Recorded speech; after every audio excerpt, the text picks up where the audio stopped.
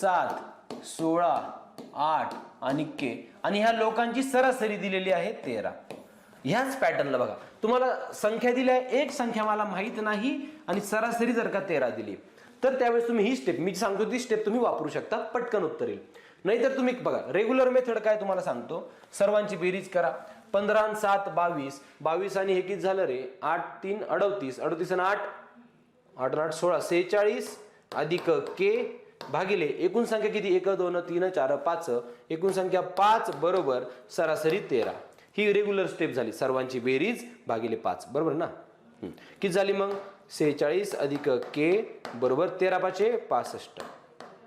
46 वजा करा, के बरोबर किती आलं 65 मधून 46 गेले 9 5 केलं 4 म्हणजे के बरोबर किती आला 19 आला.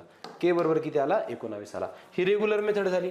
तुम्हाला जर थोडंसं वेगळ्या प्रकारे बघायचं असलं बरोबर, सरासरी माहित पाहिजे बरं का, तेव्हा मी सांगाल ती पद्धत. यांच्यातला एक माणूस माहित नाही तो काढायचा आणि सरासरी अशी. 13 पेक्षा हा किती जास्त आहे अधिक 2 ने जास्त आहे.